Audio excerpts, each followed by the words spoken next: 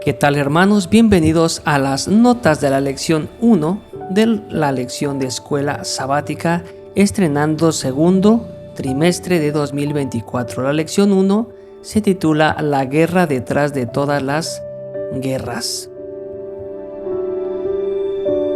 Y bueno, vamos a comenzar a leer ahora desde el sábado 30 de marzo.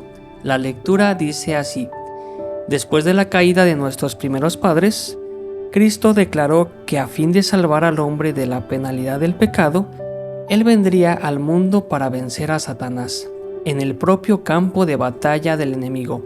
La controversia que comenzó en el cielo habría de continuar en la tierra. En este conflicto se iban a decidir muchas cosas. Vastos intereses estaban en juego. Ante los habitantes del universo celestial, habrían de responder a las preguntas: ¿es imperfecta la ley de Dios? ¿Necesita arreglos o anulación o es inmutable? ¿Necesita el gobierno de Dios un cambio o es estable? La seriedad del conflicto por el que Cristo pasó fue proporcional a la dimensión de los intereses involucrados en su éxito o fracaso. Satanás buscaba vencer a Cristo a fin de que Él pudiera continuar reinando en este mundo como el gobernante supremo. El Padre, el Hijo y el enemigo han dejado aclarada su auténtica relación mutua. Dios ha dado evidencias indiscutibles de su justicia y amor. Esto lo podemos encontrar en Reflejemos a Jesús, el 13 de febrero, página 50. Jesús contempla a cada instante. Las nubes que se interponen entre el alma y el sol de justicia son permitidas por la providencia de Dios para fortalecer nuestra fe, a fin de que se aferre a las grandes esperanzas, a las seguras promesas que brillan sin ser empañadas a través de las tinieblas de cada tormenta. La fe debe aumentar a través de los conflictos y el sufrimiento. Debemos aprender individualmente a sufrir y a ser fuertes, y a no abatirnos por la debilidad. Cuando pasamos por pruebas y aflicciones, no significa que tengamos una evidencia de que Jesús no nos ama y bendice. El misericordioso Cordero de Dios identifica sus intereses con la de sus hijos que sufren. Él los guarda en todo momento, conoce todas sus aflicciones, conoce cada sugestión que hace Satanás, cada duda que tortura el alma. Defiende el caso del que es tentado, del que yerra y del que carece de fe. Se esfuerza por elevarlos a un compañerismo con Él. Su obra consiste en santificar a su pueblo, en limpiarlo, ennoblecerlo y purificarlo, y llenar su corazón de paz. Así, los está preparando para la gloria, el honor y la vida eterna, para una herencia más rica y más perdurable que la de cualquier príncipe terrenal. Están por sobrevenir dificultades muy grandes al mundo, y los instrumentos de Satanás están agitando intensamente los poderes infernales para que produzcan sufrimiento, desastre y ruina. Su obra consiste en acarrear toda la desdicha posible sobre los seres humanos. La tierra es el escenario de su acción, pero es mantenido bajo control. No puede ir más lejos de lo que el Señor le permite. Jesús vive para interceder por nosotros. Mientras las tinieblas se cierran sobre el mundo, nuestra vida está segura únicamente cuando se oculta con Cristo en Dios. Precioso Salvador, solamente en Él deben concentrarse nuestras esperanzas de vida eterna. La fe ha de atravesar la nube más oscura. Domingo 31 de marzo, guerra en el cielo. En el cielo, antes de su rebelión, Lucifer era un ángel honrado y excelso, cuyo honor seguía al del amado Hijo de Dios. Su semblante, así como el de los demás ángeles, era apacible y denotaba felicidad. Su frente alta y espaciosa indicaba su poderosa inteligencia. Su forma era perfecta, su porte noble y majestuoso. Una luz especial resplandecía sobre su rostro y brillaba a su alrededor con más fulgor y hermosura que en la de los demás ángeles. Sin embargo, Cristo, el amado Hijo de Dios, tenía la preeminencia sobre todas las huestes angélicas. Lucifer estaba envidioso y tenía celos de Jesucristo No obstante, cuando todos los ángeles se inclinaron ante él para reconocer su supremacía, gran autoridad y derecho de gobernar, se inclinó con ellos, pero su corazón estaba lleno de envidia y odio. Había sido sumamente exaltado, pero eso no despertó en él ni gratitud ni alabanzas a su Creador. Aspiraba a llegar a la altura del Dios mismo. El gran Dios podría haber expulsado inmediatamente del cielo a ese archiengañador, pero ese no era su propósito. Daría a los rebeldes una justa oportunidad para que midieran su fuerza con su propio Hijo y sus ángeles leales. En esa batalla cada ángel elegiría su propio bando y lo pondría de manifiesto ante todos.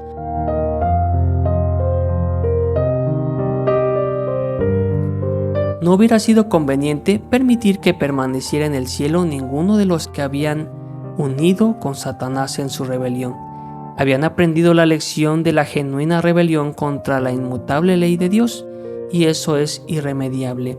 Si Dios hubiera ejercido su poder para castigar a este jefe rebelde, los ángeles subversivos no se habrían puesto en evidencia.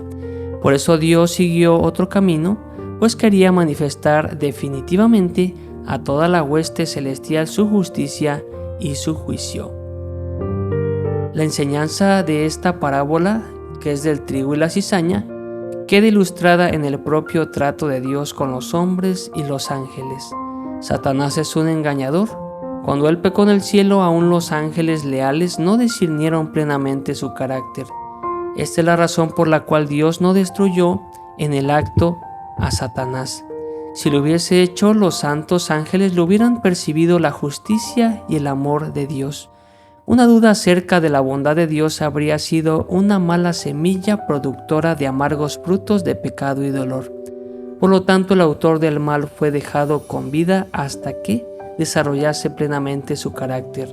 A través de largas edades, Dios ha soportado la angustia de contemplar la obra del mal y otorgó el infinito don del Calvario antes de permitir que alguien fuese engañado por las falsas interpretaciones del maligno.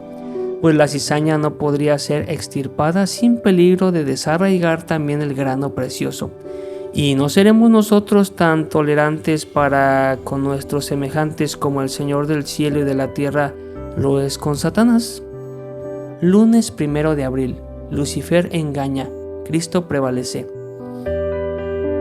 Era un ser de poder y gloria admirables el que se había levantado contra Dios. Lucifer había sido el querubín cubridor, había estado en la luz de la presencia de Dios, había sido el más alto de todos los seres creados y el primero en revelar los propósitos de Dios al universo.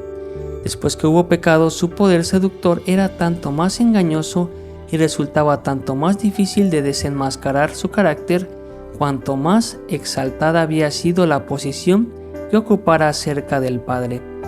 Cuando nuestros primeros padres fueron colocados en el bello jardín del Edén, fueron probados en su lealtad a Dios.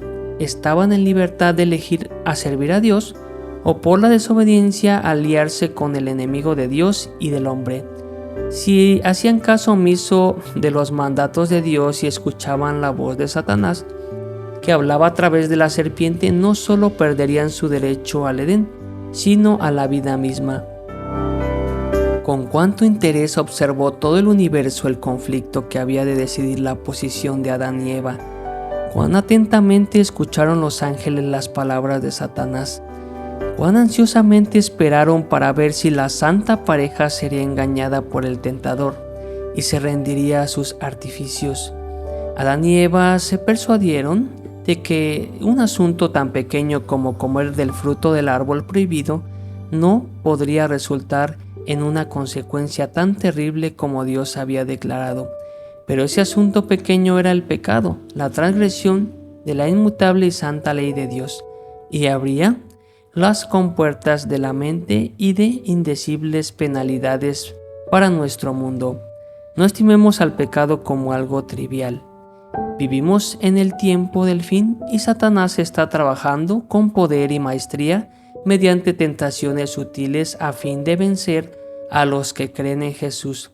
Pero debemos ser guardados por el poder de Dios.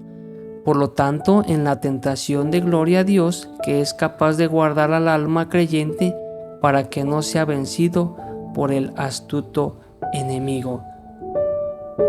El sagaz engañador ha demostrado ser acusador, mentiroso, atormentador y asesino, pero no importa qué cosa induzca a otros a decidir de usted. El Señor puede decirle, como dijo a Pedro: apártate de mí, Satanás. Puedes decirle: no debes colocarte entre mí y el alma por la cual morí como rescate. Está en usted el resistir a Satanás con sus tentaciones y aferrarse de Cristo. Manténgase cerca de Jesús, coloque su mano en la suya y Él sostendrá firmemente su mano. Nunca abandonará el alma que confía en Él. Martes 2 de abril. El planeta Tierra se ve afectado. Aunque creados inocentes y santos, nuestros primeros padres no fueron puestos fuera de la posibilidad de obrar mal.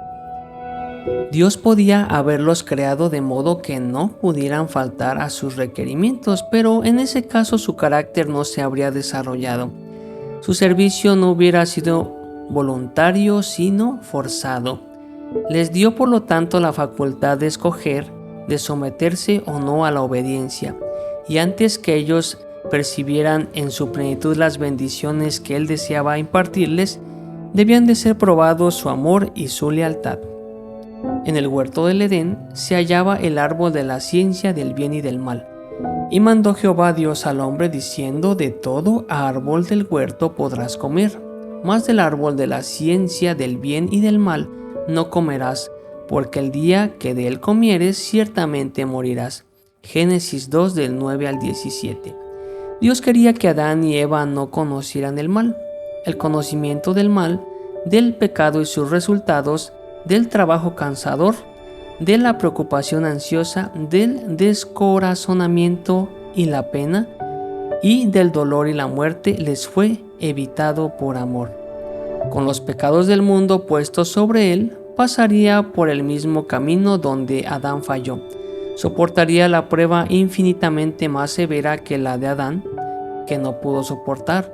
Vencería por cuenta del hombre y derrotaría al tentador para que, mediante su obediencia, su pureza de carácter y su firme integridad, su justicia pudiera ser imputada al hombre, y así mediante su nombre, el hombre pudiera vencer al enemigo por su propia cuenta. En el plan de redención debe haber derramamiento de sangre, porque la muerte debe venir como consecuencia del pecado del hombre. Los animales para las ofrendas de sacrificio debían prefigurar a Cristo. En la víctima inmolada, el hombre debía ver el cumplimiento temporal de la palabra de Dios. Ciertamente morirás. Y el derramamiento de la sangre de la víctima significaría también una expresión. No había virtud en la sangre de los animales, pero en el derramamiento de la sangre de las víctimas debía apuntar hacia un Redentor que un día vendría al mundo y moriría por los pecados de los hombres. Así, Cristo vindicaría plenamente la ley de su Padre. Satanás aparece frecuentemente como un ángel de luz ataviado con un uniforme del cielo. Asume un aire amistoso, manifestando gran santidad de carácter y alta consideración por sus víctimas, las almas que propone engañar y destruir. Yacen peligros en la senda que él invita a las almas a recorrer, pero tiene éxito en encubrirlos y presenta solo las atracciones. El gran capitán de nuestra salvación ha vencido en nuestro favor para que a través de él podamos ser vencedores, si así lo queremos. Pero Cristo no salva a nadie en contra de su decisión, no obliga a nadie a obedecer.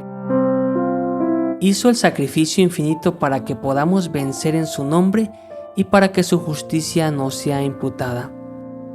Miércoles 3 de abril. El amor encuentra una manera. Cuán inconfundiblemente claras eran las profecías de Isaías respecto a los sufrimientos y la muerte de Cristo. Aún la forma de su muerte había sido prefigurada. Como la serpiente de metal había sido levantada en el desierto, así iba a ser levantado el Redentor venidero, para que todo aquel que en él cree no se pierda, mas tenga vida eterna, según Juan 3:16. Pero el que iba a sufrir la muerte a manos de los hombres impíos, se levantaría de nuevo como un vencedor del pecado y del sepulcro. Bajo la inspiración del Todopoderoso, el dulce cantor de Israel había dado testimonio de las glorias de la mañana de la resurrección. También mi carne proclamó alegremente: reposará segura, porque no dejarás mi alma en el sepulcro, ni permitirás que tu santo vea corrupción, porque no dejarás mi alma en el sepulcro, ni permitirás que tu santo vea corrupción, según Salmos 16, 9 y 10. Pablo mostró cuán estrechamente había ligado Dios el servicio de los sacrificios con las profecías relativas a aquel que iba a ser llevado como cordero al matadero. El Mesías iba a dar su vida como expiación por el pecado. Mirando hacia adelante a través de los siglos las escenas de la expiación del Salvador, el profeta Isaías había testificado que el Cordero de Dios derramó su vida hasta la muerte y fue contado con los perversos, habiendo él llevado el pecado de muchos y orando por los transgresores, según Isaías 53, 7, 10 y 12. El unigénito Hijo de Dios se dispuso a dejar las cortes celestiales y a venir a este mundo para vivir en medio de la gente desagradecida que no quería aceptar su misericordia y su gracia. Aceptó vivir una vida de pobreza y soportar sufrimientos y tentaciones. Fue varón de dolores, experimentado en quebranto. La palabra declara: como que escondimos de él el rostro. Isaías 53:3. Uno de los discípulos, Pedro, lo negó y Judas lo traicionó. La gente que vino a bendecir lo rechazó. Lo sometieron a la vergüenza y le causaron indecibles sufrimientos. Le pusieron una corona de espinas que traspasó sus santas sienes. Lo azotaron y lo clavaron en la cruz. No obstante, en medio de todo eso, ni una sola palabra de queja se escapó de sus labios. Cristo soportó todos esos sufrimientos para obtener el derecho de conferir justicia eterna a todos los que creyeran en Él. Oh, cuánto pienso en esto, llego a la conclusión de que jamás debería brotar de mis labios la menor queja. En ocasión de la crucifixión de Cristo, los que habían sido sanados no se unieron con la turba para clamar: crucifícale, crucifícale. Sus simpatías acompañaban a Jesús porque habían sido su gran simpatía y su poder admirable. Le conocían como su Salvador porque Él les había dado salud del cuerpo y del alma. Escucharon la predicación de los apóstoles y la entrada de la palabra de Dios en su corazón les dio entendimiento. Llegaron a ser agentes de misericordia de Dios e instrumentos de salvación.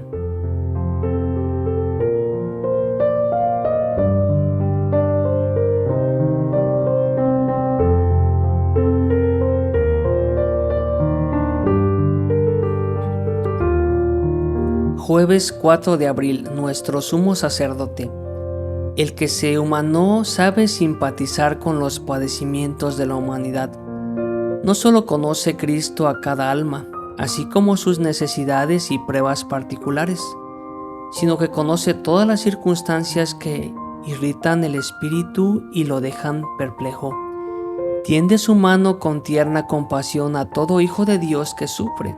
Los que más padecen reciben mayor medida su simpatía y compasión.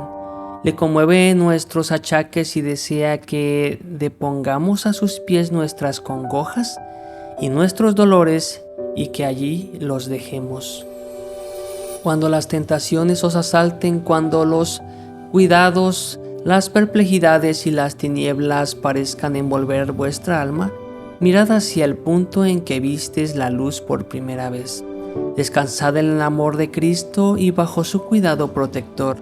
Cuando el pecado lucha por dominar el corazón, cuando la culpa oprime el alma y carga la conciencia, cuando la incredulidad anubla el espíritu, acordaos de que las gracias de Cristo basta para vencer al pecado y desvanecer las tinieblas. Al entrar en comunión con el Salvador, encontraremos en la región de la paz. En la obra intercesora de Cristo, el amor de Dios se reveló en toda su perfección a los hombres y a los ángeles. Él intercede por vosotros, es el gran sumo sacerdote que aboga en nuestro favor. y podéis presentar vuestro caso al Padre por medio de Jesucristo.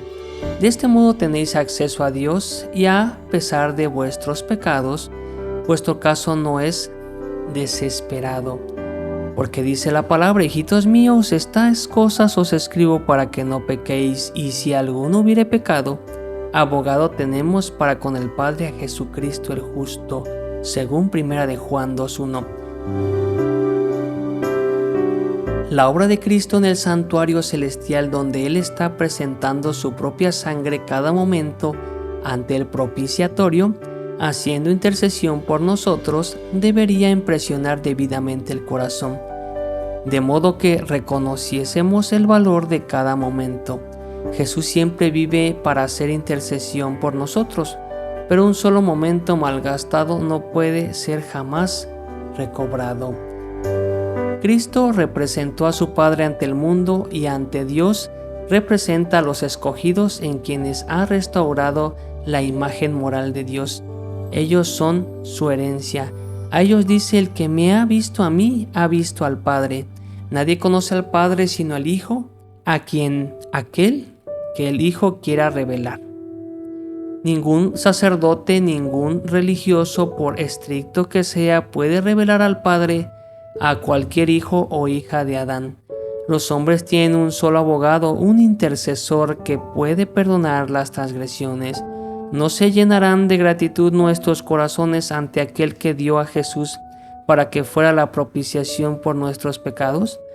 Pensad profundamente en el amor que el Padre ha manifestado en favor de nosotros, el amor que ha expresado para nosotros. No podemos medir ese amor, no hay medida para él. Solo podemos señalar el Calvario, al Cordero muerto desde la fundación del mundo. Es un sacrificio infinito. ¿Podemos comprender y medir lo infinito? Viernes 5 de abril, para estudiar y meditar. La tarea que se le queda a ustedes es leer comentarios del Ellen G. White en Comentario Bíblico Adventista del Séptimo Día. La rebelión de Satanás es muy antigua.